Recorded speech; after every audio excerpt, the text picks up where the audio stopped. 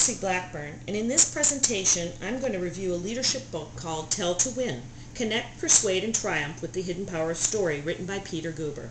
I have handouts available with a synopsis of this presentation as well as references. Let me tell you a story about Peter Guber. He became interested in storyteller as a young boy and an avid reader, and he was profoundly affected by experiences like watching a neighbor boy who was handicapped learn to ride a bike by himself, or frequent family moves that made him feel like an outsider in school, getting into fights and getting expelled.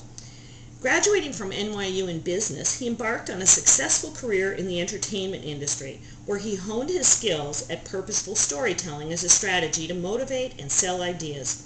Over a 4-year career, he headed up Columbia Pictures, Casablanca Records, Sony Pictures, Polygram Entertainment, and he's the current CEO of Mandalay Entertainment. He produced many great films like Batman, Rain Man, The Color Purple, Gorillas in Our Midst, and he owns successful sports franchises, and he is currently a professor at UCLA where he teaches graduate courses in filmmaking and scriptwriting and directing. Guber's book is aimed at anyone who wants to persuade, sell, inspire others to action. In other words, it's aimed for everyone. As a successful business leader, Guber argues that everyone is in the emotional transportation business, where purposeful storytelling can be used to motivate, win, shape, engage, and sell. According to Guber, nothing is more soul-numbing than a data-filled PowerPoint presentation, whereas a successful presentation using purposeful storytelling makes facts and figures memorable.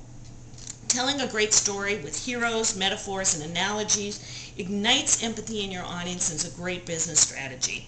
So let me tell you the story of Chad Hurley, who in 2005, he was the founder of YouTube, was videotaping his friends at a party and found there was no cheap, easy way to upload that video to the internet. He began telling that story to investors, and well, we all know how that turned out. One of the strengths of the book is that Guber is an engaging writer, and the book is an easy read. He uses numerous examples from the successful businessmen and women who are recognizable to the average reader. Every chapter is filled with compelling, emotional stories that draw the reader in and lend support to his overriding thesis. Guber argues that humans are hardwired for receiving and storing information through storytelling, and he quotes experts from the biologic sciences and the social sciences to support his claim. For millennia, he says, storytelling and listening was the way human beings transmitted important survival data to one another, and purposeful storytelling gives one the advantage of emotionally engaging your listener. The biggest weaknesses of the book is that it uses a single idea repeatedly.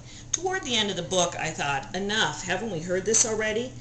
There are also no examples of ordinary people. Most readers will never be in the same league as Magic Johnson or Norma Kamali, yet there's a subtle suggestion that if you use purposeful storytelling, you too can become fabulously successful.